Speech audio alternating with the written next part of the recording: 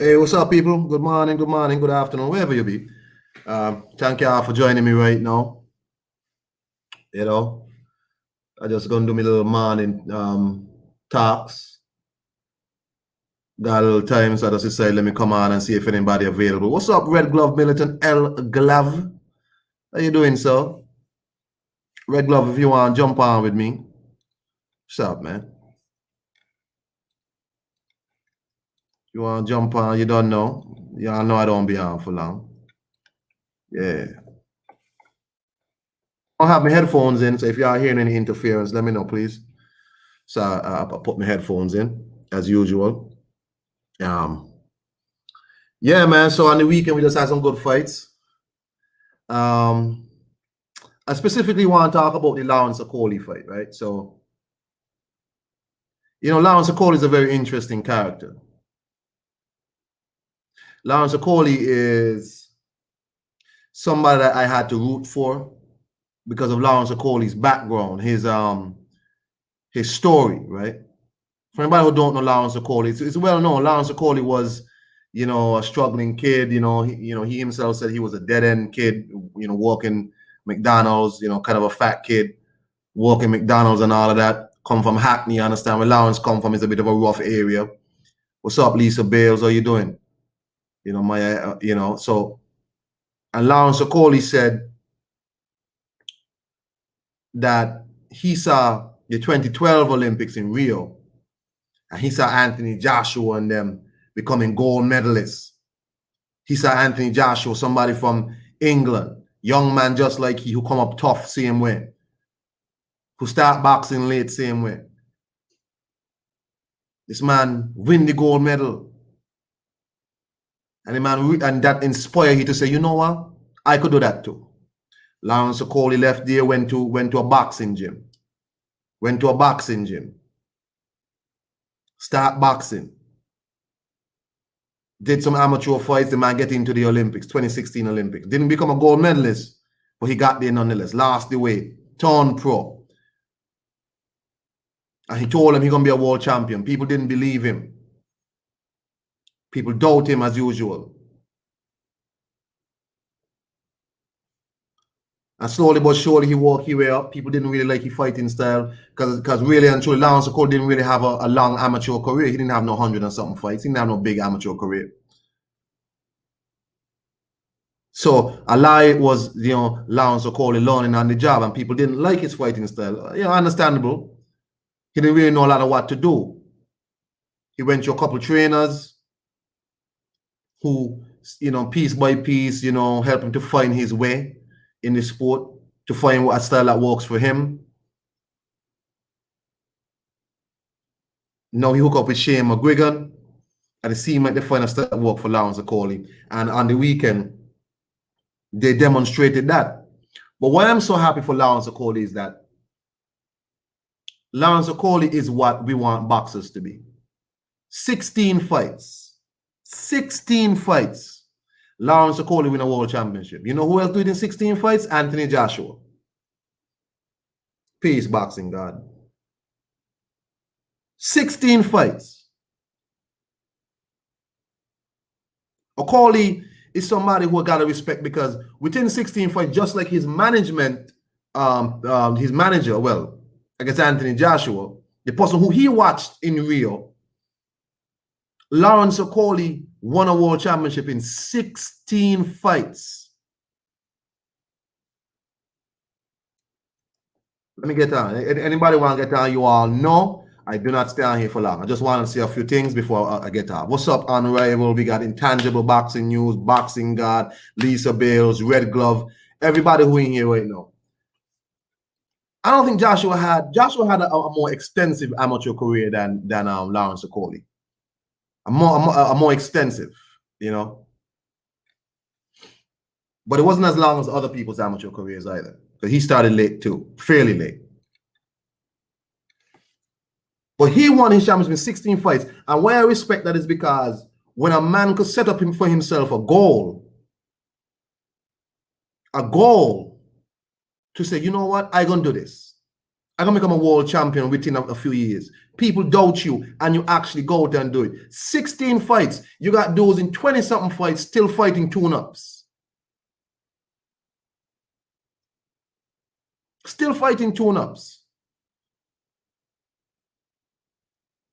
And I remember other people telling me that Eddie Hearn don't like his fight. He pushes fighters too fast. He pushes fighters too fast, and if they fail, they fail. But you know what? I prefer to see a fighter who believe in their ability, who actually has ability, believe in their ability, say, you know what? I want a chance at the top. There's an opportunity there for me. Take the opportunity. Lawrence Okolie did that. The WBO option came up with Glowacki. I don't know how you say his name. He took the opportunity. It was supposed to happen on the Joshua Pulev undercard. Didn't happen. He fought for interim belt. He fought for the real belt on the weekend. Congratulations to Lawrence Okolie. That's what you need in boxing. Not a bunch of people running around talking all this nonsense on social media about what they would do and what they could do.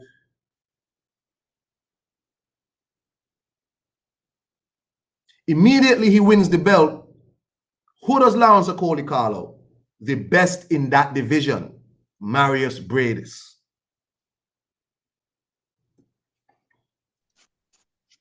Glav, how you doing, sir?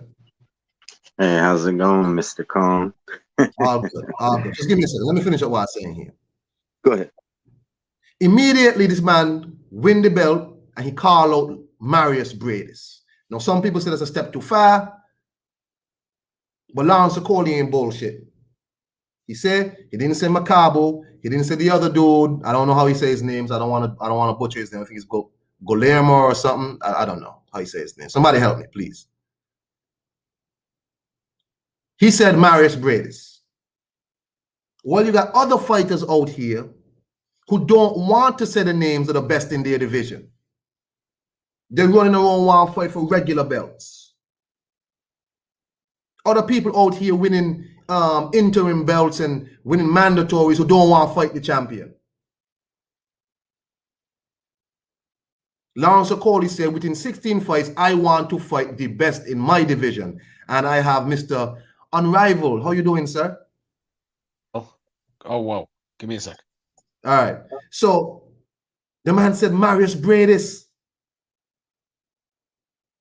What does that say about other fighters who've had much more experience, but yet don't want to fight the best in their divisions, don't want to take advantage of the mandatory spots? Okolie might not end up fighting Bradis. He might fight Macabo. But I'm quite sure if the Bradis fight is available, they'll take it. I have nothing but respect for Lawrence Okolie. I'm glad of what he did. I'm glad how he did it. And I'm proud of the young man from where he come from. Because that's what we need in boxing. When you got people who know who the number one person is, number one pound for pound, they don't want to fight them. Other side of the street, you got people like Lawrence Okolie. 16 fights, world championship, I want to fight the best in my division. Red Glove Militant, what's up? Hey, what up, Mr. Kong? Real quick, because years ago I did a video. It was like when I first started. Glowacki, I guess is how you pronounce it. When he fought Marco Huck, I was corrected because I kept on calling him Glowacki. And somebody in my comment section, he made that correction. He said that in Poland, that's how you pronounce it, Glowacki. So he's not Polish himself, so I don't know how true that is, but that's what I've been told. And as far as Lawrence Okolie is, like, I just think that a lot of today's boxers, I don't know if it's their promoters that are putting it in their head, or if they just really think that the way it's supposed to be is you don't go for a title until you're damn near 30. Okolie is damn near 30, to be fair, but well, or maybe I shouldn't say damn near 30. Maybe I should say until you've had like 30 fights. Maybe that's more appropriate because that's the other thing. Some of these guys, they're getting started late, and it sounds to me like Okolie. I'm not that familiar with Okolie's story, so but I mean, he in 16 fights becoming a champion, where you got other guys who, you know, um, like Ennis, isn't he?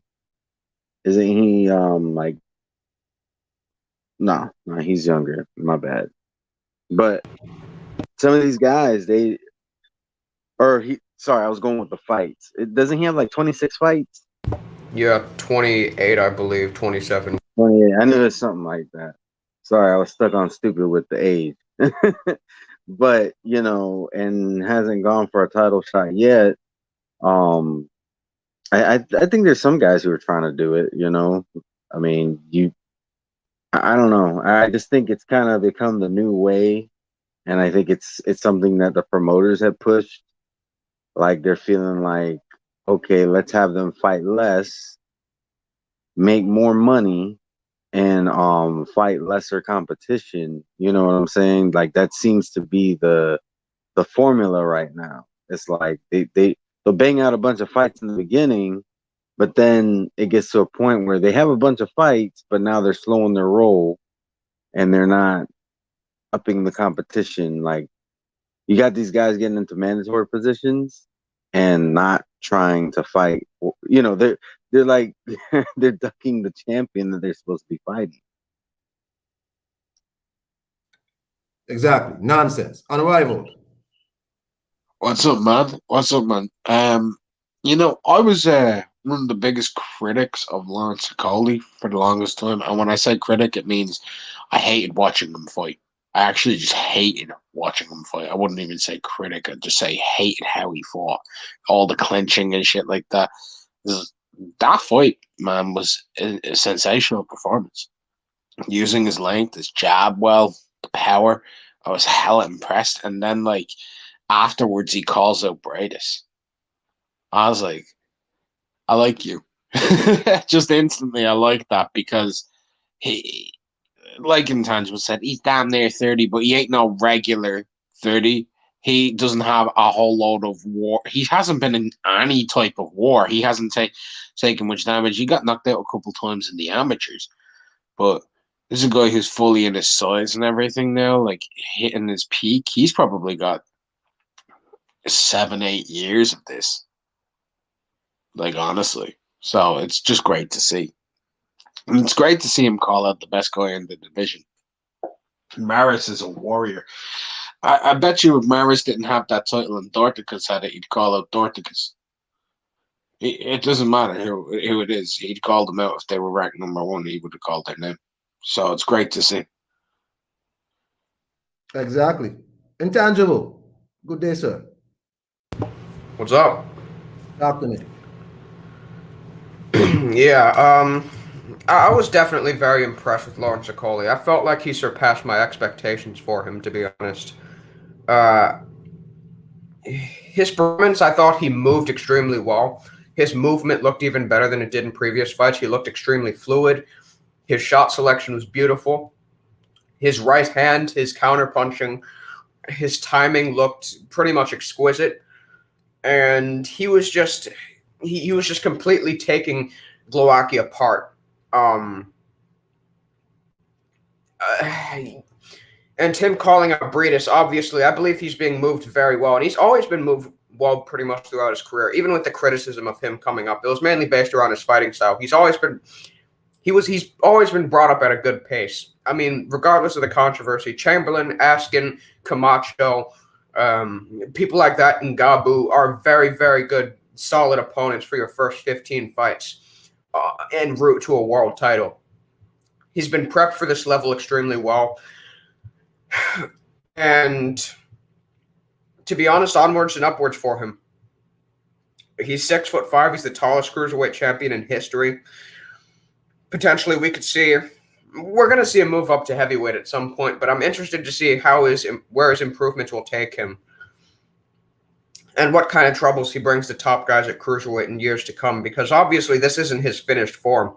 He's still got improvements he can make, and I'm looking forward to seeing them because he looked fun to watch last night. He looked fluid. He looked powerful.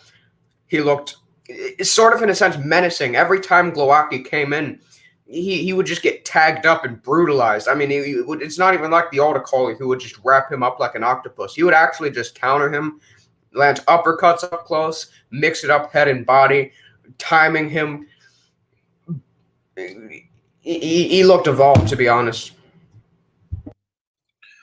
What a difference a trainer can make, right? Because is this the second or third trainer Lawrence Okolie is on? Third, I believe. Yeah, Shane McGuigan's stock goes up after this. Obviously, I mean, I'm pretty sure we know the quality of trainer he was, pretty much leading into George Grove's resurgence in his career. The work he's done with Josh Taylor, but the way he's been able to improve Lawrence Okolie, turning him into a much more fluid, good mover, reducing the clinching, turning him into a solid counterpuncher, a solid back foot fighter who times his opponents coming in, is able to get opponents' respect, is able to maximize what he has in his power and his heavy hands. The work Shane McGuigan's done with Okolie is another stripe added to his work so far. And for me, at least, raises his stock among some of the best trainers in the world. I think what's impressive about Okolie's win, right? Okolie never fought nobody that's even remotely as accomplished as Glowacki. So Glowacki was in fact his step up. That's my opinion. Like, I don't who has Okolie fought that is on Glowacki's level. That was his step up fight. Am I wrong on that? That was a step up fight. That really was. Glowacki's proven to be at world level. The only question is where is Glowacki on inactivity and everything like that.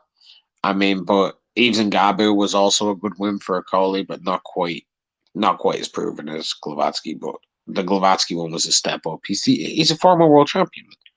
As Eddie Hearn said, a former 2-time cruiserweight champion, which is bollocks, but a former cruiserweight champion. Right. But it's just interesting that there seems to be a big gap in between the people he like.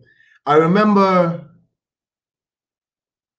was it it was the Dubois Joyce fight where it was Sam Jones who said Daniel Dubois didn't have that middle fight to fight somebody like Joe. And Daniel Dubois said, Joe is the middle fight.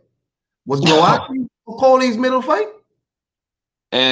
I actually think he was a little bit above middle. I think Eves and Gabu was his middle fight and then Glowacki, because that's a reasonable step to go from Eves to Glowacki. So like he went to the middle fight to you're 3/4 of the way up the stairs, and then the last step to take is Bradis. So he's like at the very top of the stairs. Now he needs to come in through the door, and that door is Bradis. I got you. Red Glove, you still there, man? I'm still here. What is your impressions though when you see? I think you mentioned that you have people who want to have 20-something fights and 30-something fights and all this BS before they even try and unify. Okolie wants to unify not with two other lesser known guys, but he wants to unify with the man of the division. He wants to unify right now, right away with Bradis. And he not worried about no semi-final fights with Macabo and them. He wants to fight Bradis now. Yeah, it tells me that he's trying to make a statement. In a time where you got a lot of guys who are complacent with becoming a title holder instead of becoming a man, or the man, I mean, he's saying, I want to be the man. I want to, do things the way it used to be done. I've heard some people say, oh, times have changed and stuff. Change can be for the better, but it can also be for the worse. And I think that we've moved into the worst category in recent years. But seeing like, the Okolie, he's wanting to unify. I didn't know that I thought, like when I heard he was fighting Glowacki, I'm like, okay, that is one hell of a step up. And then now he's taking it a step further. You know, he's not just trying to become a unified champion by, like you said, fighting a lesser champion. He's trying to go for the big guy. And I just hope that doesn't. I hope that doesn't bite him in the ass, because if he were to fight Bradis and beat him, that might deter other champions from wanting to, you know, try to unify. Because let's be real, a lot of these guys, they don't want fights unless they know they can win. Not that they have a good chance they can win. They want to know they can win. So, yeah, but that's what it tells me. He's trying to make a statement, because if he were to beat Bradis easily, I don't think it's going to be easy, but let's say he were to, you know, he would be in a position where if the other guys avoid him, we could say, all right, well, basically he's the man. He's the man because nobody's willing to step up. Yo, man, I just want to say, like, I definitely agree, Recklove. I don't think it'd be easy. I don't think it'd be. Bradis isn't an easy fight for anybody. Yeah. Yeah, that was a big what if.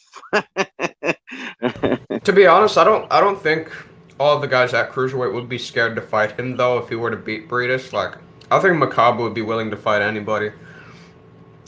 I do agree with that. Makabu will enter the ring with anybody. He's crazy. Well, also, it seems to be the a very American centric. When I say that, you know, it's the divisions that Americans pay a lot of attention to seem to be the ones that the politics are most involved in. You know, and when I say politics, really, that's just a fancy word for ducking. What we got on screen here? What we got on screen here? This is I'm gonna pull up all the champions. We have the Arson Guillamarian. Yes. Yeah. I don't know nothing about these people. I know about Makabu, but I don't know this dude. Well, Guillamarian's essentially an elevated champion. Yeah. He's been around for a while. He's kind of become the forgotten man in the division. His resume isn't the strongest of the guys. He'd be considered by many the weakest champion in the division. Of the major champions anyway. He hits hard. He's like a poor man's Gassiev. He has a couple of okay wins. His best win for me is Riyad Murhi. He stopped him in the 11th round. And he's done well. Like the Kane Watts fight, someone who can fight, been around. He's a pretty solid fighter. He'll come forward, he'll plot at you, he'll try and work to the body, solid amounts of power, but he's very flat-footed and everything like that. Not a bad fighter by any means, but he's definitely the weakest of the cruiserweight champions. Right now. I actually think Riyad Mary versus Junior Dorticos actually got ordered. For what? For the regular? I'm not actually too sure. Huh. L-Dub said that, though. So I heard apparently they're in negotiations. So Dorticus and Murhi is ordered. Yeah, that should be a fun fight, though. Murray hits hard. Dorticos should remove his head, but Murray's a decent fighter. Yeah, Dorticus has got to knock out Murhi, man. Yeah. It says here that this guy has been inactive for 1 year and 2 months. Yeah, he has. He has been. He's been inactive. But nearly everybody has due to COVID. Yep. Let's see the IBF.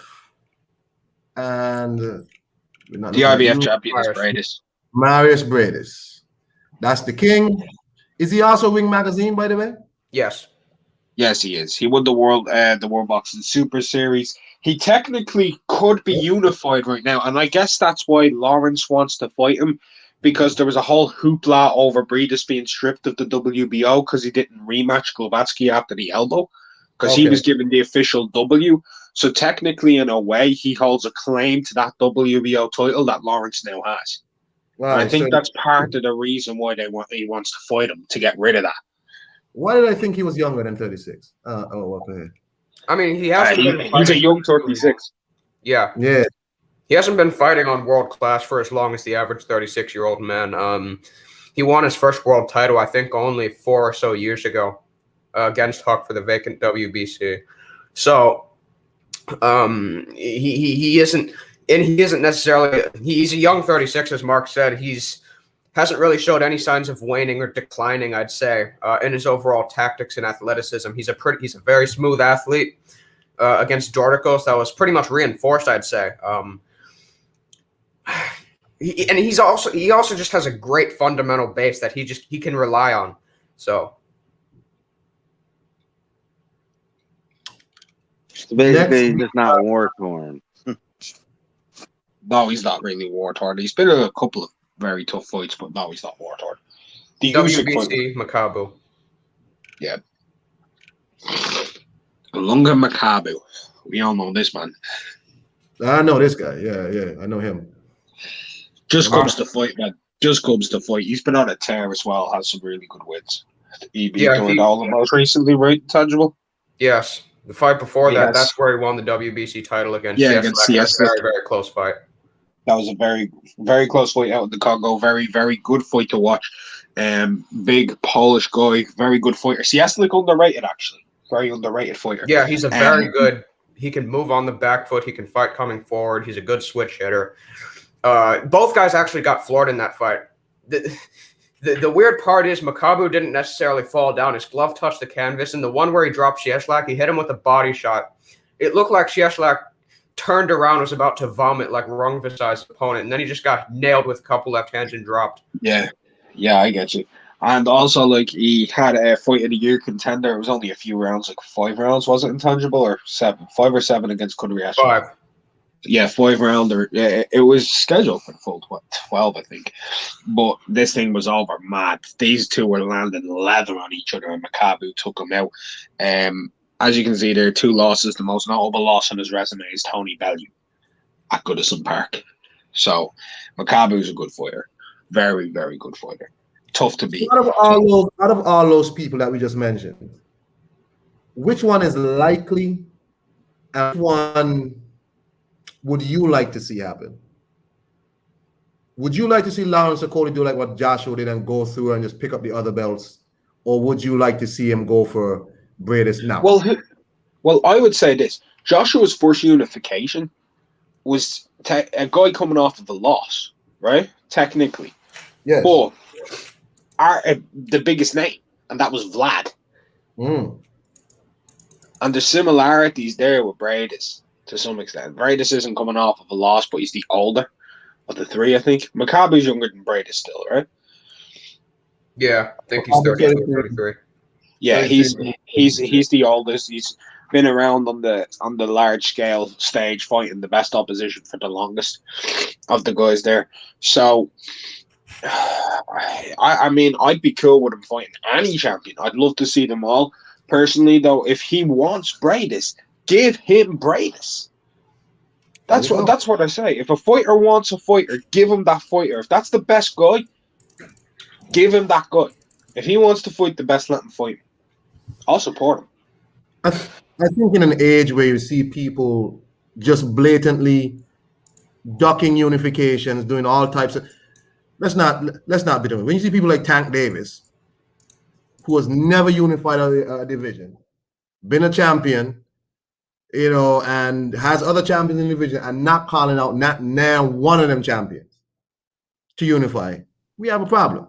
Yeah. Lawrence Okolie in 16 fights is saying, no, I don't want any guy who might be under. I want the big dog. I want the king. Now. Yeah, I mean, a lot of the champions don't even want to fight their mandatories, or vice versa. But right. And here's the thing: like, in an age where we don't get undisputed hardly ever. I mean, this year looks like it could be an exception, but I'm not going to get too comfortable. If all these undisputed fights that are supposed to happen actually happen, I'm not going to get too comfortable because I just know what the landscape of the sport looks like. But in an age where we don't really get undisputed like we should at least be able to see the 2 top guys fight each other. if the other guys don't want to get in the mix, if they're just, you know, gung ho on, you know, making some money, you know, making a couple million per fight, fighting once a year, and then having you know, have us argue over the internet, then that's fine. But we should at least, at the very least, we should be able to get the two top guys fighting. That's the next best thing to having like a 4-belt undisputed, in my opinion. That's right. That's right. Anything else on this topic before I move on to my Jamal Charlo segment? Okolie earned my respect by calling Dwyer out. I officially like him now, actually. I like Dwyer, man. What? That was funny, though. That was funny. One thing I want to say on it, right? If I was to pick Okolie's next opponent, I'd actually want them. My personal choice would be Makabu. Winner fights Bradis, because I'd like to. I'd like to see them two go at it. I think they're number 2 and 3, and I'd like to see them go at it. Winner fights Maris, and then we can have a 100% lineal fight. Rafi Dawkins. Yes. Yes. What's cracking? What's happening? Can you hear me? Can you hear me? Yeah. Rafi, what's up, man?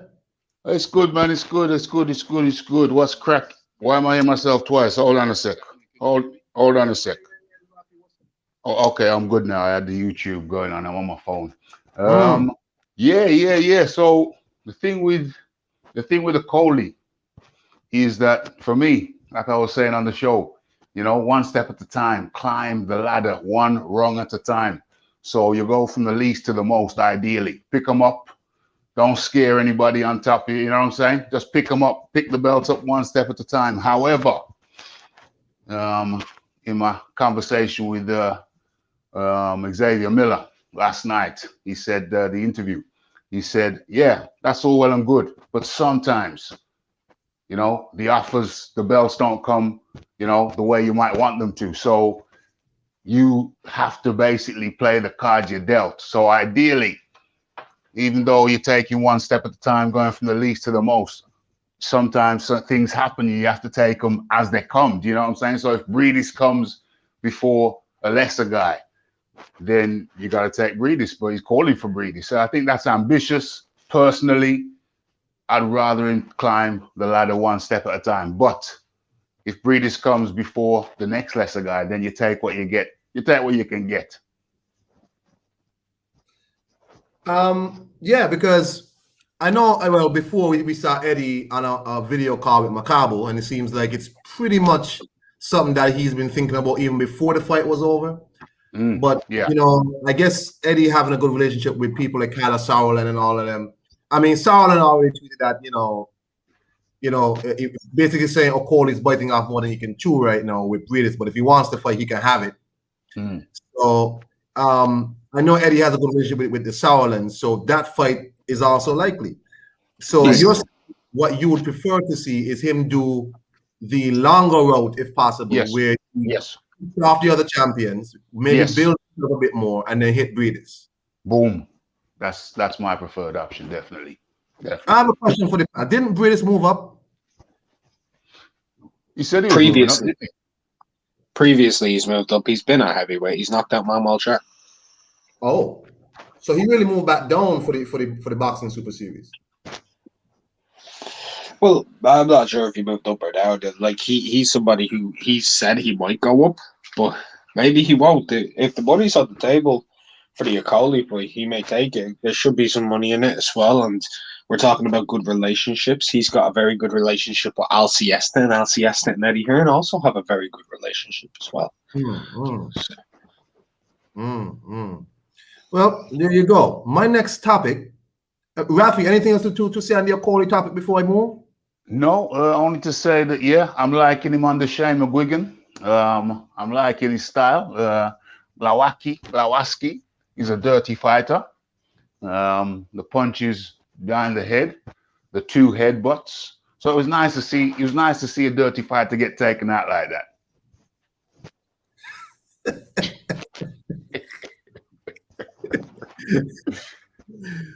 Okay, no problem. So we're gonna move on to my favorite, one of my favorite topics, the curious case of Mr. Jamal Charlo.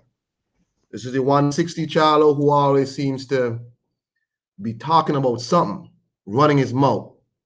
And Jamal Charlo's latest target is David Benavidez. And I knew this fight wasn't gonna happen. Even though Benavidez, he talked about Benavidez said, no problem, I'll fight you. Then all of a sudden you see Jamal Charlo start backing up. He was on Brian Costa's show the other day saying, what he's gonna do to Benavidez, he gonna F him up, he gonna do this, he gonna do that. But recently, I think his coach, is it his coach and manager, Ronnie Shields, or whatever he is to Jamal Charlo, recently said, let me play the thing for y'all, what Ronnie Shields said about the David Benavidez fight. I'm not using my headphones, so if you get any feedback, please let me know. I'm going to mute my mic so there's no feedback. Let me share. Share audio.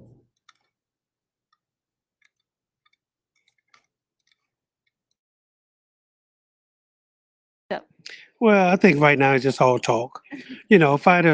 Fighters are going to do that. They're going to, everybody want to fight everybody, which is okay.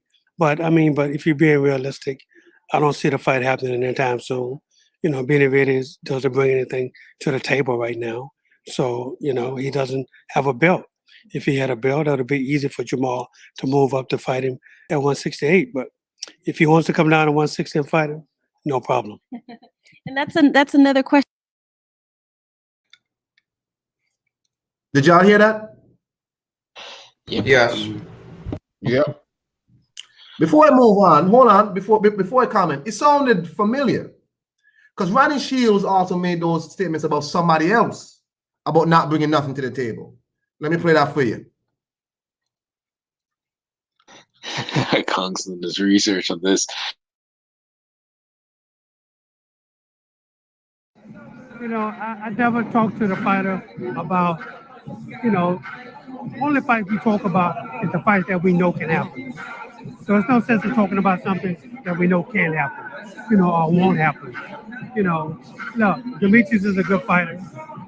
Can't take nothing away from him. But what did you get if you beat Demetrius? You don't get nothing. So, everybody wants to fight the best guy in the division, and that's Canelo Alvarez.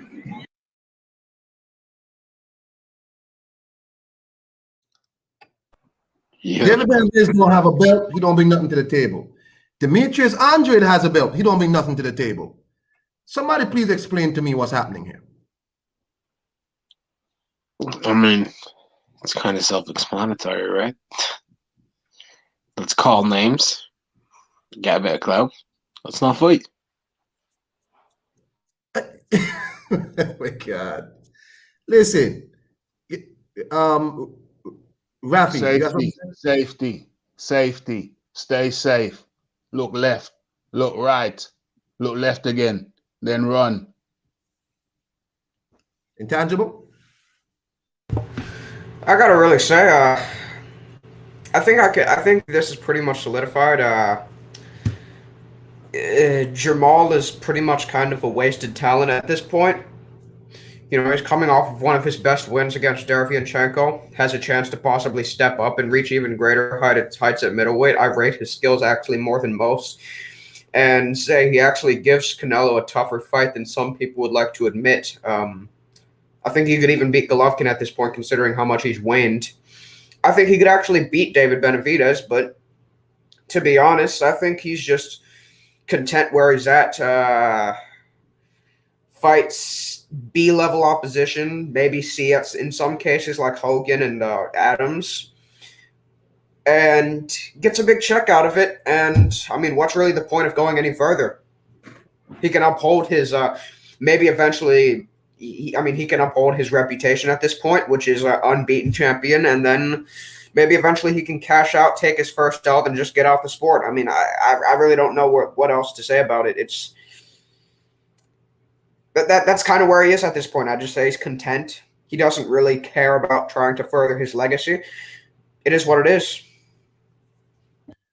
I'm really disappointed with the whole Charlo saga. I actually did a stream long time ago with that first one with Demetrius Andrade when the whole thing about Eddie Hearn, because I think Eddie had gotten mad one time on an interview and showed like where he offered him the $7 million or whatever to fight Andrade, and they said no. And you see him come out after the Sergey fight and saying he wants to unify like his brother. And Eddie's like, well, the offer is still there for Andrade. They don't want to fight Andrade. You have Ronnie Shields, I was before that saying, well, what do we get by fighting Andrade? You get to unify. David Benavidez, well, what do we get? Man, if I had let the David Benavidez one play a little bit longer, he also mentions Canelo. So that's the plan. Essentially keep Charlo warm, keep him warm until they can cash out with a Canelo fight. Yeah, and that's even if they get the Canelo fight. Because who's to say Canelo will even fight him anyway? It's not because of ducking or anything. Let's talk about this for a second. What does Jamal Charlo bring to Canelo? He's done 100,000 pay-per-views with a Don King like stacked card with many world champions and his brother on there in a unification. If he's fighting Canelo, it'll be at 168 because that's where Canelo is, chasing undisputed. Right? He doesn't bring a belt. He doesn't bring anything. Why would Canelo just give him a free shot? I don't know. I mean, my thing is, why not keep the dude fighting big fights in Texas? Because to me, Jamal Charlo's name is basically riding on the fact that people assume that all these other people ducked him. And he's this feared guy. But it's like, you can't be feared when you have people blatantly calling you out, saying, I want to fight you. People can't be ducking you while still chasing you. It don't work like that, right? It's kind of bizarre. Well, it's not bizarre. We know what it is. It's a safety first approach. He's got a title. He's with PBC. They have TV deals that they have to live with, abide by, and they need champions. So it's a safety first approach. It's well, that's how I see it anyway. Boom. Yeah, it's just interesting. But let me play one more video for you. Let me play one more video. Hold on. Play it, Kong. Play it, Kong.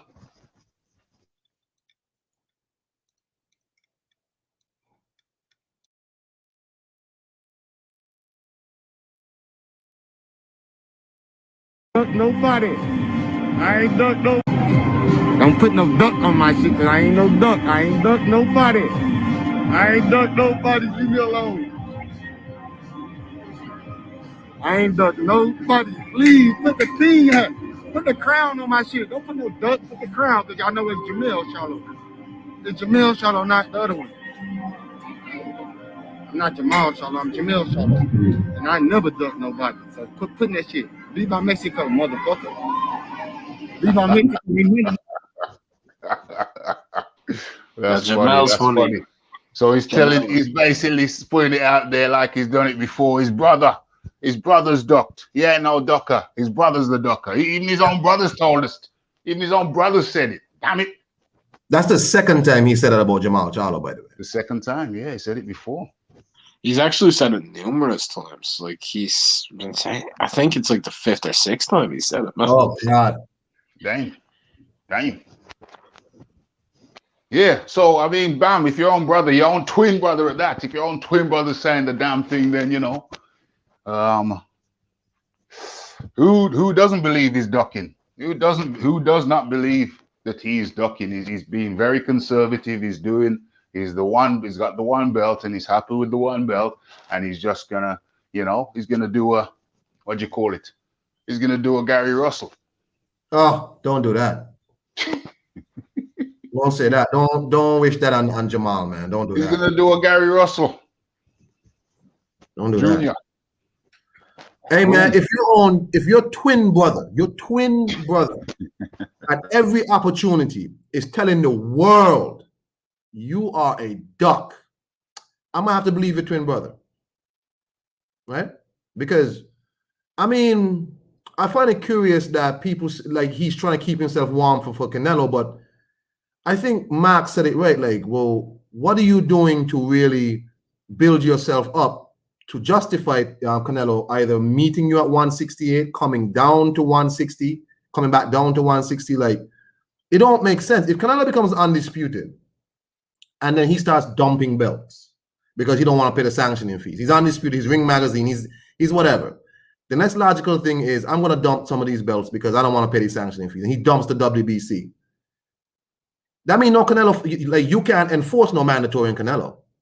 So now it just has to be about your marketing, your, like, how much you're valued for him to do a voluntary against you. How is this behavior helping Jamal Charlo, helping PBC, helping Ronnie Shields? How is this helping? Well, what is he doing to make himself an irresistible force? You know what I'm saying? What is he doing so that if that fight got made with Canelo, that the announcers would say, well, he's done this, he's done that, he's beat this guy, he's beat that guy, he's beat Benavidez, he fought Daniel Jacobs, beat him too. He's not making himself an irresistible force. That's problematic. If he makes himself an irresistible force by taking on these challenges, then that alters the equation. Take on the challenges if you want to become an irresistible force. That's what I say. Boom. Tangible, you've been quiet. What's up? To be honest, it's kind of hard really to add on further to what's being stated. I mean, that's kind of why I've been quiet. I thought at one point Jamal would probably fight Chris Eubank, but Eubank's obviously fighting his tie-in booth leftovers. But I mean, really, there's not too much else to say. The dude's comfortable where he's at. He's content.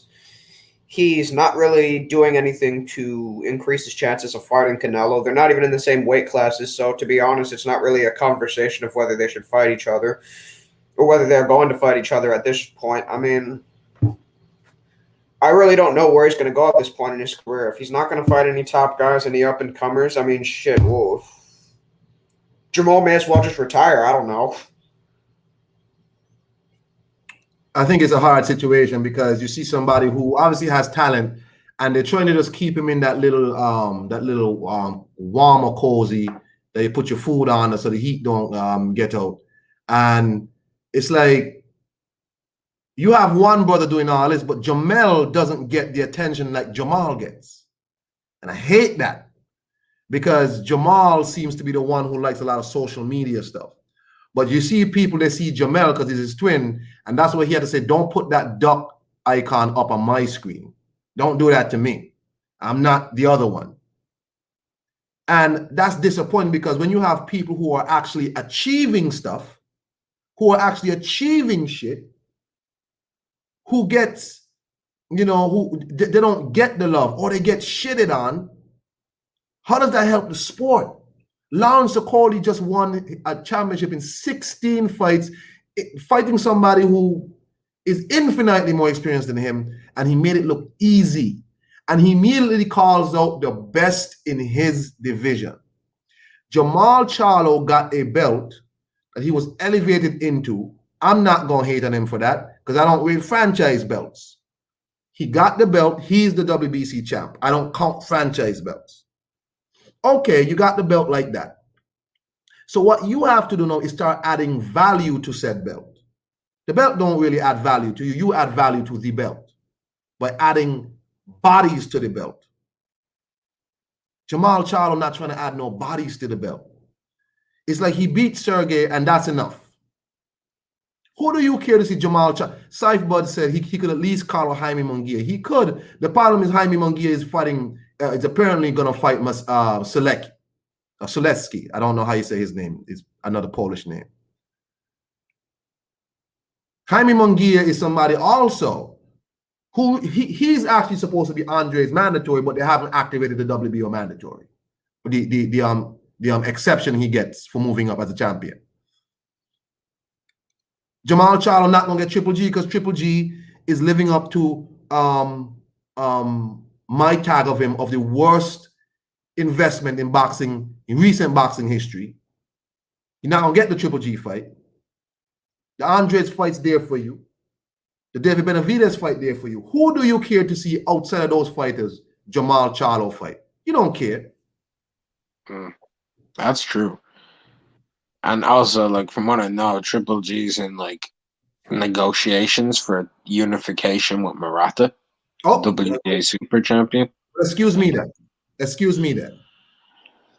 So that's a cool fight. That's a cool fight. I mean, once we get unification, it's cool to me. You know what I mean?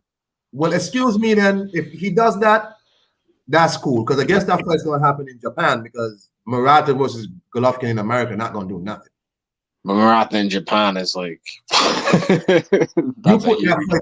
you put that fight in the Saitama Super Arena. That's huge. Saif Bud said at this point Jamal is just a marketing tool for Jamel. That's funny. Yeah, I mean, listen, we know what it is. It's a PBC model. Get a belt and take the least amount of risks possible and maintain that belt for as long as possible. It's unfortunate, but it's fortunate that we have other people like Okolie who, you know, is letting his actions do the talking. You know what I'm saying? He's letting his actions do the talking. He's the opposite. He's the antithesis of what we see from the PBC model. So that at least, I put it to you, is a breath of fresh air. So as long as we have people coming through like a Joshua, like an Okolie, who want the big challenges, you know, they'll keep boxing fresh.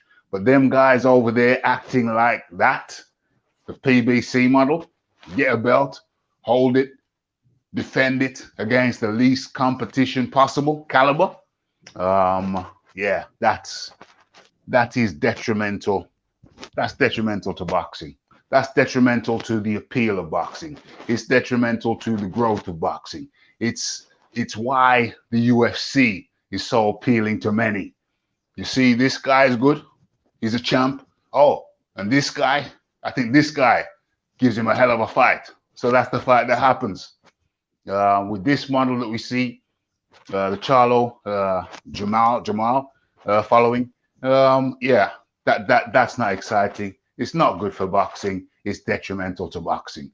And with that, my dear fellows, I'm going to have to bid you a fond good afternoon.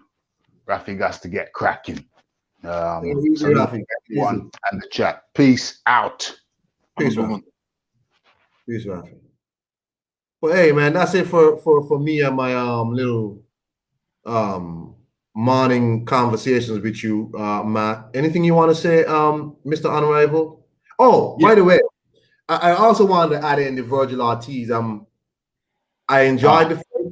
I just think Maurice Hooker tried to fight the wrong fight or whatever. Maurice Hooker, I would like to see him at 147 again, but his hand is messed up right now. But Virgil Ortiz again, calls out Terence Crawford. He's like, you know, if I'm ready or not, I still want that fight. Let's get it. Look, I mean, just too many people. Look over at the PBC. Too many people. Terence Crawford fight, it ain't happening, right? Porter trying to price himself out. We all know Thurman won't. Danny's talking about moving to 154. Spence gonna fight you guys, right? If Terence can't get the Porter fight, right, or the Pacquiao fight, who's the next best opponent? Virgil. He's coming off of a win over Maurice Hooker. That is actually his best opponent. And it's better for if I was Crawford, I'd be thinking, I want him now instead of in 2-3 fights when he's much more, you know, that's right, proven and done more things and gotten himself more like tools in the shed. He needs to take that now. And whether Virgil can do it or not, I've no idea. It's a hell of a step up going up to Crawford. Dude's a pound for pound fighter. He switches stances. He's got hundreds of tools in there. But yo, why not, man? It's exciting. Virgil's exciting. Go down in Texas and beat up Virgil Ortiz. That's a statement. That's a statement because that kid is a huge, huge kid, and he's so powerful, man. Every shot, like Hooker fought well, but every punch Virgil hit him with, you could hear it. That's Every right. shot. Every shot. That's not some small puncher.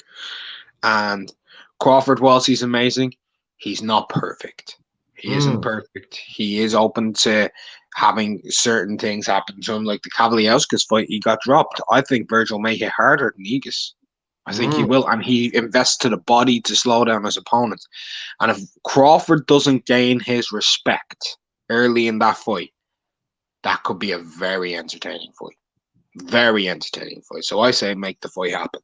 Make it I think happen. also Crawford can't wait too long because time is marching on, and Virgil is on the better side of the clock. Let's say that he's on the better side of the clock. He's a younger man, and he's only getting bigger and stronger. So catch him now, right? You know, you beat him now. Virgil, if Virgil loses to Terence Crawford now, it doesn't do a lot to hurt his progression because It doesn't do anything. He gains a lot. Let's say he goes in there and gives Crawford a hell of a good fight. He loses on points, or maybe he gets stopped late on a TKO or whatever, right? He goes in there, he's fought with the pound for pound best. He's 22 years of age. That's only going to make him stronger if he can cope with the loss. If he copes with the loss, it makes him stronger. It makes him a better fighter moving forward. Who better than, by the way, who's a better person for you to fight to prove you're ready to fight the best? The best. the best. That's correct. And if you're competitive with that man, that means that you need to start being talked about properly. If you're very competitive, if that's like a fight of the year contender type shit, let's get it. Let's get it. Too many people are like, I'm not fighting him. I'm not fighting him. You have a 22-year-old kid calling out Crawford, man. Let him go. Let him go. If he fails, he fails. If he wins, he wins. It is what it is. I agree with that. Anything else from you, Mark, to close out? Yeah, I have one last thing to say. If Okolie fights Bradis next, fantastic. If Okolie fights Goulamarian next, fantastic. If he fights Makabu next, fantastic. I just hope he does actually unify next, unless he gets a mandatory order on him, which I think is unlikely because he was the Mando, wasn't he? Him and Glavatsky were the Mandos for that belt. So, yeah, I just want to see him go onwards and upwards from here. Great win from him, and I'm excited to see what he does next. Thanks for having me on, Gong, as always. Everyone in the chat, hit the like button if you could, and if you're listening on Playback Gang and you haven't already, hit subscribe. Appreciate you, Gong.